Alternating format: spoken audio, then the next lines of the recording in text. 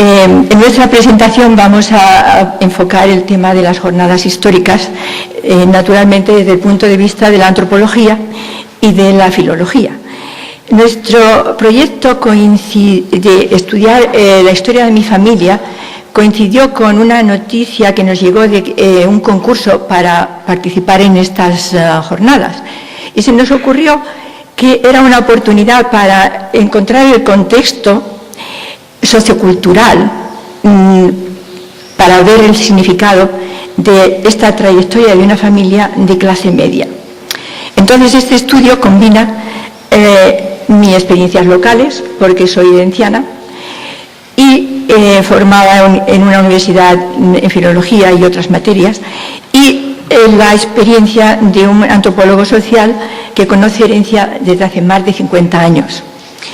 Este coproducto es producto de nuestro interés en la historia local y sus implicaciones para el futuro, de Castilla-La Mancha también. Bueno, hemos escrito este trabajo colaborando en todos los aspectos y discutiendo, añadiendo, quitando en muchos de nuestros recorridos por Sevilla, por herencia, pero por los límites del tiempo lo hemos hecho un resumen y vamos a dividir el texto entre los dos. Así cuando os aburráis de mí ya viene otro. Bueno, queremos agradecer a Juan don Francisco Sánchez Cambronero, que nos ha proporcionado los archivos de contribución industrial, porque sin ellos no tendríamos los datos que hemos encontrado sobre lo listos que eran nuestros antepasados. Y también a muchos amigos que nos han ido mandando fotos, documentos. A veces he tenido que pedir favores a generosísimos amigos y desde luego a mi familia, que nos ha dado muchísimas narrativas sobre aspectos de aquí y de allí. Entonces, si no, no hubiéramos podido completar esta información. La historia socioeconómica rural española del siglo XX se ha escrito ya casi típicamente como una tensión entre unas élites y la clase élites, decimos, y la clase trabajadora, sin atender casi al estamento intermedio, que en los estudios urbanos le llaman burguesía o la pequeña burguesía. Bueno, de la historia sabemos que siempre ha habido estamento intermedio de empresarios, artesanos, artistas, comerciantes. Desde el punto de vista de la filología, sin embargo, el término clase media no aparece. Se les considera burguesía o no existimos. Esta omisión de este estamento medio oscurece el conocimiento de la evolución económica y de las contribuciones de los pueblos, especialmente de estos grandes pueblos que el sociólogo manchego de Campo de Criptana, Francisco López Casero, ha llamado agrociudades, ciudades como nuestro pueblo. Hay muy pocos estudios sobre las clases medias en sociedades rurales. Bueno, para comprender mejor este estamento vamos a seguir en el siguiente plan. Abordamos el concepto de clase media a todo lo largo del siglo XX con ejemplos de una familia herenciana.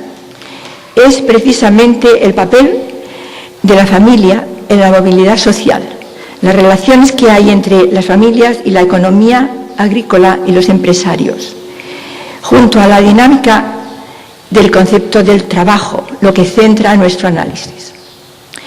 Luego añadimos este detalle muy importante, antropológico, de otorgar el estatus de clase media a unas gentes o individuos y a otros no. Y finalmente, como punto de reflexión, vamos a señalar las diferencias entre pueblos que se abren a la movilidad social y pueblos que no. Entonces yo voy a empezar con esta parte. Bueno, como para el resto de España, no solamente el siglo XIX, pero el periodo que va desde el desastre colonial, que va desde 1898, hasta la transición a la democracia, de los años 80, hubo muchos cambios, abriendo oportunidades a Castilla-La Mancha, como el resto de España, para una movilidad social y económica.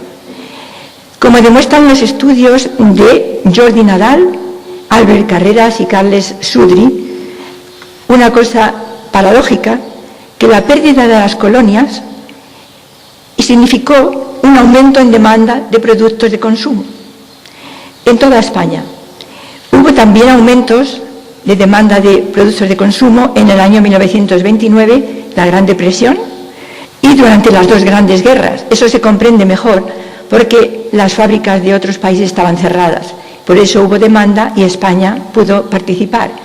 La paradoja está en que cuanto más pobreza había en el mundo, más economía había por aquí. Este incremento comercial nos ayuda a entender por qué había tanta actividad en herencia en este periodo.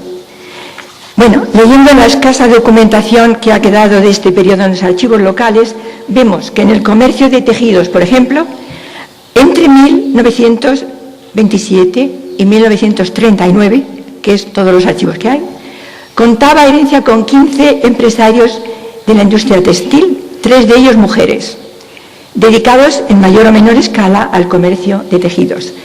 Se inscriben como, ahí viene mi interés filológico, vendedores de tejidos, vendedores al por menor, tratantes de retales o simplemente venta de tejidos. A juzgar por los libros de actas, estos incrementos crecieron más entre el año 28 y el 29, pero no solo en los tejidos, sino también en el comercio de quesos, las bodegas de vino, fábricas de aceite y las empresas relacionadas con esas industrias, por ejemplo, las fábricas de jabón. El incremento de altas en el registro de fábricas o bodegas de vino continuó hasta el año 1935 y, naturalmente, las bajas empezaron a partir de la mitad de los años 30, la Guerra Civil.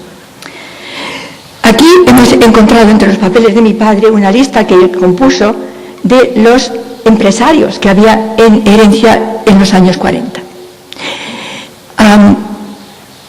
Aunque yo creo que no tiene fecha y pensamos que son de los 30, por la gente, en los números, por ejemplo, el portugués, que estaba en esos años. En los años 30, y estamos hablando de 1930, Herencia tenía 8.400 habitantes, además de los grandes terratenientes que empleaban trabajadores fijos y jornaleros. Los empresarios profesionales y agricultores medios constituían la otra importante fuente de empleo local.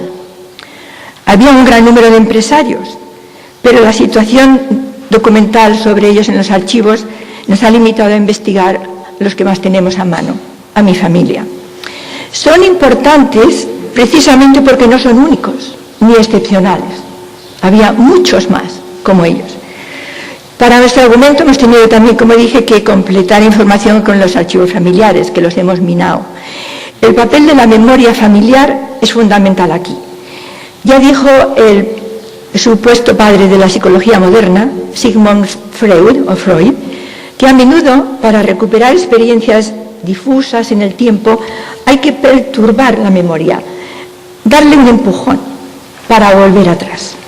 El empujón o estímulo que ha sido para nosotros han sido las memorias orales de la familia, los archivos y fotos familiares que nos han provisto de los datos que vamos a aportar aquí. Voy a empezar con un empresario del primer tercio del siglo XX. Eugenio González Ortega Merino nació en 1877, hijo de Francisco González Ortega y Dominga Merino Moreno Palancas, miembros de la clase media en desigual estatus. Sus años formativos coincidieron con el plan de enseñanza de 1859 llamada Ley Moyano. Y en 1897, fíjense en la fecha, paga 1.500 pesetas para su exención de servicio militar. Estas exenciones eran promovidas por el gobierno como contribución patriótica, porque el gobierno necesitaba más dinero que soldados. Y entonces promocionaban estas exenciones, que no eran definitivas, que las podían cancelar, pero el dinero ya estaba dado. Bueno, 1.500 pesetas de ese tiempo quiere decir que La familia tenía fondos para darle educación y ayudarle económicamente. Eran de la clase media. Para su primera actividad empresarial, hacia 1900, se asocia con Pedro García Montón y fundan la compañía llamada grandiosamente Compañía Moreno y García. Eran jóvenes y tenían ese entusiasmo por llamarse cosas así, que duró unos pocos años. Además, se emplea de aprendiz en Tejidos Belda, de Alcázar de San Juan, que todavía existe, y hace conexiones con compañías regionales y nacionales, posiblemente en las ferias regionales como la de Tendilla, en Cuenca. En esos años se emplea también como representante de la banca Riva y García, en herencia, identificándose en su correspondencia como banquero. En los libros de baja del año 1929 aparece también y empleó a 2 personas de su familia que le llevaban las cuentas, mi madre y su tía. En 1906 contrae matrimonio con doña Rosario Arranz. Ahí están los dos en la foto de boda de la época, como la reina Victoria o por ahí, aportando él 18.116 pesetas, de acuerdo con la hoja de impuestos, y ella una cantidad semejante. Y poco después, con ese dinero, abren el comercio llamado Almacenes El Siglo. Fíjense la diferencia entre almacenes y tratante de retales. Según unos informantes, se quedó con la tienda de una mujer que al parecer negociaba o tenía parentesco con unos comerciantes de Alemania muy grandes que traían tejidos nuevos de Suiza, de Alemania, los Sachi o Suchi. En el libro de feria de 1934 vemos cómo le llama Almacenes El Siglo. Empleó a 4 miembros de su familia a lo largo de la existencia. Esto me lo puede corregir mi primo que está por aquí y sabe más que yo sobre cuántos eran. En 1913, solo después de 7 años de matrimonio, enviuda, quedando con 4 hijos pequeños. Y al año siguiente contrae segundo matrimonio con su cuñada, doña Margarita Arranz, hermana de su anterior esposa. Desde 1916 es agricultor, además de todos los otros negocios, porque heredan el patrimonio de don Pedro Arranz, el farmacéutico y padre de sus 2 esposas. Resumiendo, durante su vida empresarial fue empresario, banquero, comerciante de tejidos, agricultor y tuvo además 2 cargos públicos. Presidente de la sociedad, el Círculo Recreativo de Herencia, lo que llamamos el casino, ¿no? Aquí aparece su firma como presidente al firmar una cédula de una póliza de seguros. Fue concejal de las administraciones de Leopoldo Almeida y la de Nicomedes Montes, que fue la última del 24 al 29, cuando fue su último año, porque él murió en 1929 de enfermo del corazón en herencia. Tenía 52 años. Este empresario herenciano que vive 2 restauraciones, también algunos de los líos que ha contado don Enrique, 2 restauraciones borbónicas, el desastre colonial, la Primera Guerra Mundial y la dictadura de Primo de Rivera, para hablar de siglos convulsivos, es un ejemplo de la clase media con el siguiente perfil. Ascendencia de clase media, capital agrícola de nivel medio, educación y experiencia profesional, que se fue a todos los sitios para aprender, parentesco matrimonial con una familia de estatus social, en este caso superior al suyo, iniciador de empresas y participante en la vida política social local. Su talante empresarial, su conducta social y su tesón profesional le mantuvieron en la clase media, llegando a incrementar su capital y dejárselo a sus descendientes, aunque no le permitió subir más alto, quizá por morir tan joven. Ahora pasamos a otro empresario de los 2 últimos tercios del siglo XX. Isidro Fernández Cañadas y García Navas nace en 1908. Sus padres, Manuel Fernández Cañadas, Fernández de la Puebla, y María Vicenta García Navas Úbeda, descendían de agricultores y propietarios de ganados, con capital medio y alguna formación profesional, pero sin formación intelectual. O sea, no pertenecían a la clase media. El matrimonio incrementó, sin embargo, su capital adquiriendo fincas, invirtiendo mucho trabajo y cariño en ellas. Isidro completó enseñanza primaria y secundaria bajo la misma ley Moyano que su suegro. Y obtuvo un diploma de contabilidad en Alcázar, cumplió el servicio militar y poco después se empleó como contable en la fábrica de harinas de Hipólito Palmero. Enseguida lo contrataron, que de contable fue ascendido a gerente administrativo, puesto que conservó hasta su jubilación. En el año 1935, el año antes de la guerra, se casa con Rosario González Ortega Arranz, hija de los anteriores. En 1938, Rosario hereda las propiedades familiares a la muerte de su tía. Y al regreso de la guerra, Isidro vuelve a su puesto en la fábrica de Hipólito Palmero. Sirve en las administraciones de don Félix Zafra, don Ángel Conde y don Mariano Alonso.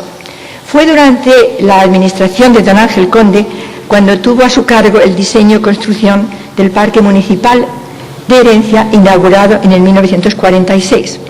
Y ahí estoy yo y el parque, los dos jóvenes. Estoy con mis hermanas, los dos niños, con mis hermanas, mi madre y mi tía. Y luego con ellas también en los Pozos del Agua, en una merienda que se hacía a los Pozos del Agua.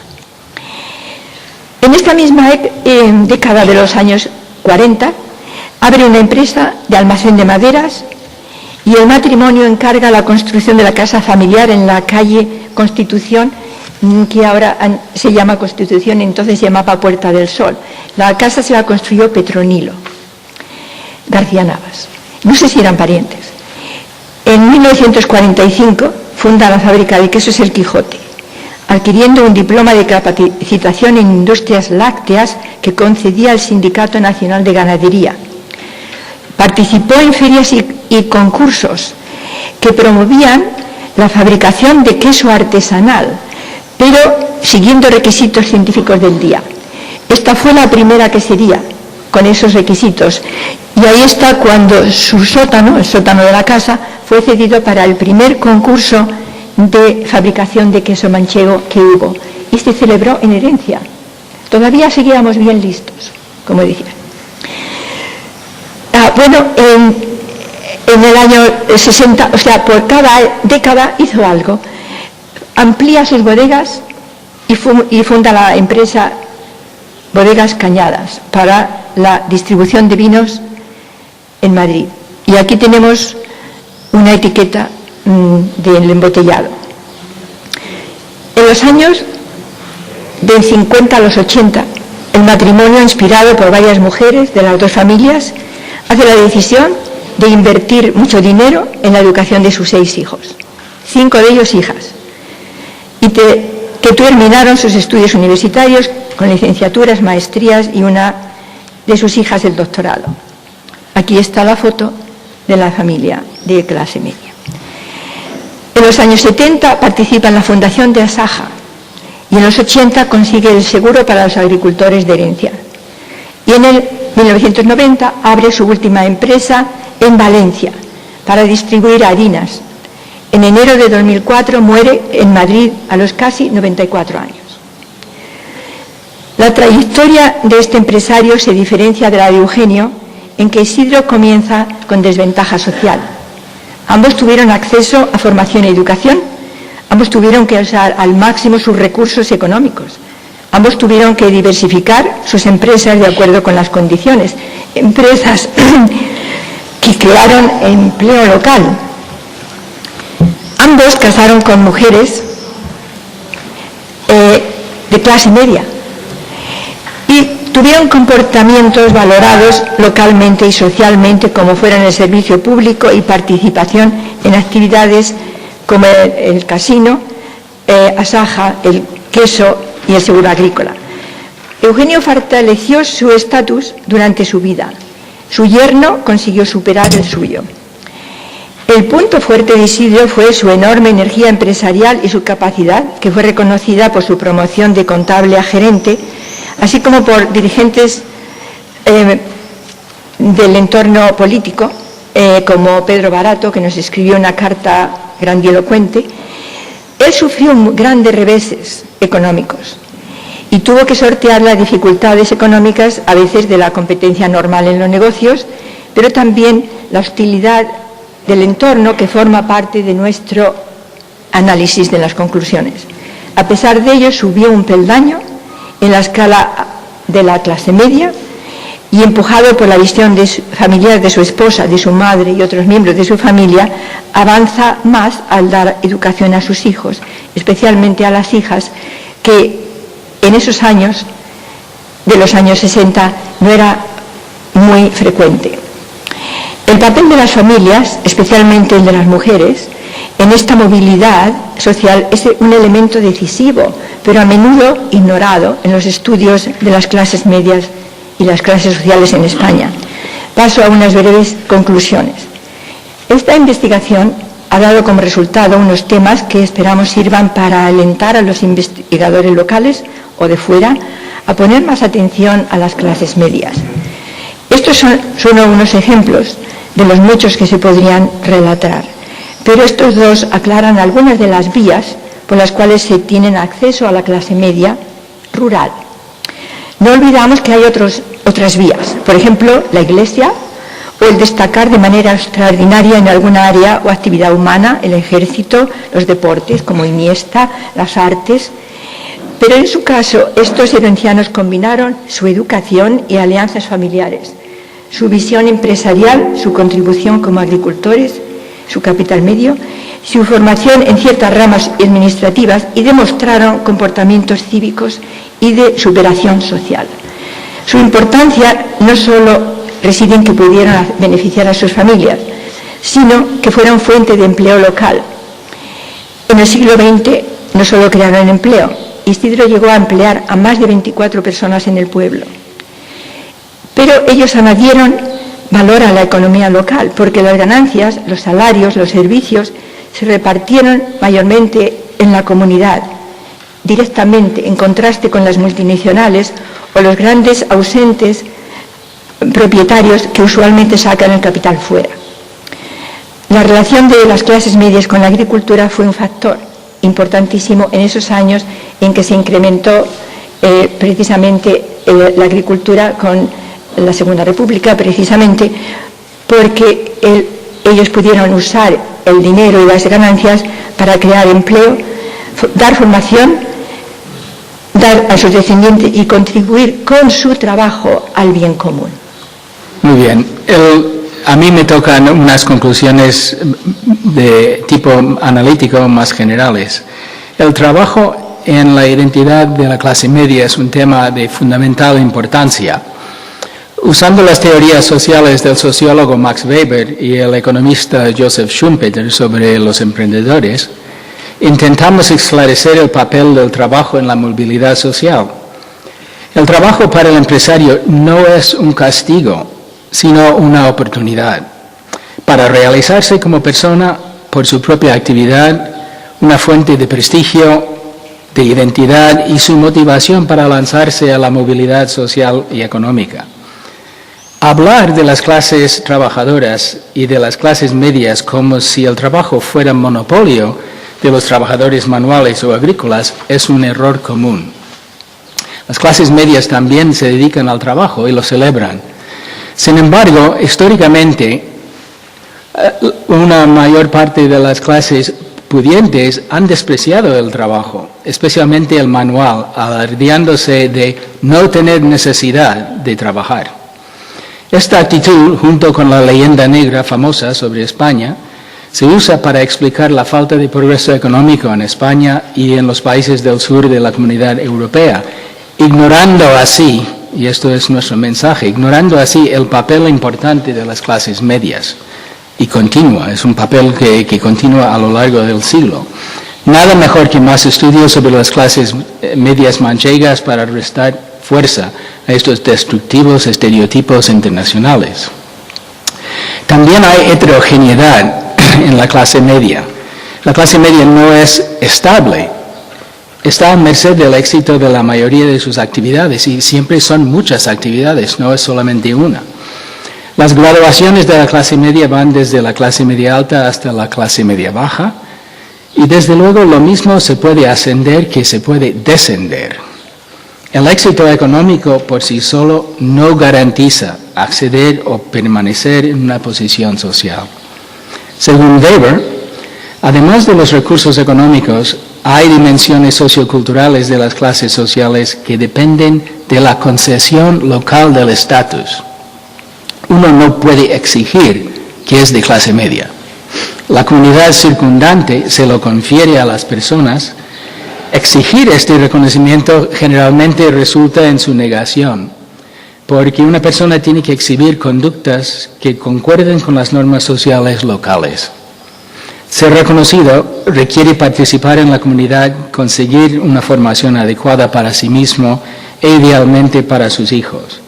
Por otro lado, ganar dinero y emplear obreros no otorga automáticamente el estatus de clase media. Unas conclusiones comparativas. Faltan muchísimos más datos, claro está, sobre otros empresarios de herencia para poder sacar aquí mayores conclusiones. Pero si se consigue una más amplia investigación, y eso esperamos, hay temas de interés global que se pueden abordar. Aún con los pocos datos que tenemos disponibles, vemos que a pesar de la inestabilidad de las clases medias, en La Mancha hay agrociudades conocidas por su talante empresarial y otras en que este ímpetu se frena por dinámicas sociales locales. Pueblos como Tomelloso, Alcácer de San Juan, Campo de Criptana, entre otros, son conocidos como pueblos dinámicos empresariales. ¿Por qué triunfan las iniciativas empresariales en algunos pueblos manchegos y no en otros? Buena pregunta.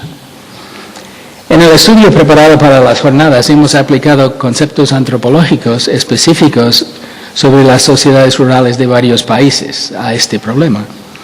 El antropólogo Clifford Geertz, por ejemplo, analiza el impacto que tienen en las dinámicas sociales la cosmovisión local, la visión del mundo, de cómo es el mundo, qué significa el mundo, y el ethos, que es el tono moral que tiene ese mundo. Esa combinación de cosmovisión y ethos moral puede variar mucho entre pueblos muy parecidos, de una cultura general bastante parecida, pero con estos matices se cambia todo. Por otro lado, y siguiendo a la pauta de George Foster, otro antropólogo, hay un fenómeno muy bien documentado sobre los pueblos de muchos países del mundo en que la dinámica social local impide el dinamismo empresarial al imponer lo que Foster llamó una imagen del bien limitado. Esta frase ha llegado a ser famoso en el análisis de los pueblos. Este concepto describe un ethos según el cual lo que consiga una persona en una comunidad social siempre lo consigue a costa de los demás. El bien es limitado. Si tú lo tienes, yo no lo tengo. Y eso crea un tipo de contienda social muy típico. Si aplicamos las perspectivas de Geertz y Foster a las agrociudades de La Mancha, vemos que en ellas existe un conflicto de cosmovisiones y ethos que son contradictorios. Y eso no lo han dicho los antropólogos en otros países. Esto ya es una cuestión local interesante. Los distintos estamentos tienen cosmovisiones y ethos diferentes y por eso conciben su mundo social de manera muy distinta. Esto nos hace pensar que tanto las clases millonarias como las obreras asalariadas comparten una cierta cosmovisión en que los bienes son limitados. Históricamente, la mayor parte de la clase poderosa ha hecho lo posible para controlar las grandes explotaciones agrícolas y de ese modo las condiciones de empleo de la clase obrera. En ese sentido, ambas clases comparten una visión del bien limitado y en forma de una contienda social continua. En contraste, lo que vemos en la clase media emprendedora es otra cosmovisión y ethos, que se basa en una visión del bien como ilimitado, sin límites. O sea, el bien puede ser creado y compartido. La clase media emprendedora puede crear bienes nuevos donde no existían, productos nuevos, actividades remuneradas y abrir nuevos horizontes para sus familias y pueblos. en general sin quitar recursos a los demás. O sea, no es necesario quitarle a alguien algo para crecer y hacer crecer. La manera en que se resuelve la tensión entre la cosmovisión y ethos del bien limitado y el bien ilimitado es lo que crea, pensamos nosotros, una dinámica general en cada ciudad, agrociudad manchega. Como son cosmovisiones y ethos que resultan en comportamientos, en ideologías muy diferentes, conciliarlos en una forma de convivir con cierta solidaridad en la misma agrociudad es un reto continuo en todas las agrociudades. En las agrociudades que triunfan se ha conseguido una interacción positiva entre los distintos estamentos que ha permitido premiar la actividad empresarial sin considerar que quita primacía a los demás. Hay otras agrociudades en la región en donde esta dinámica abierta no se ha conseguido y estos pueblos languidecen económicamente y socialmente. Nuestra mayor conclusión es que es necesaria una profunda reflexión sobre las causas del éxito y del fracaso económico-social en las agrociudades como la nuestra, en los distintos periodos de su historia, porque tampoco es constante. Solo así se llegarán a entender los mecanismos que producen éxito y un futuro más prometedor para las generaciones venideras. Gracias.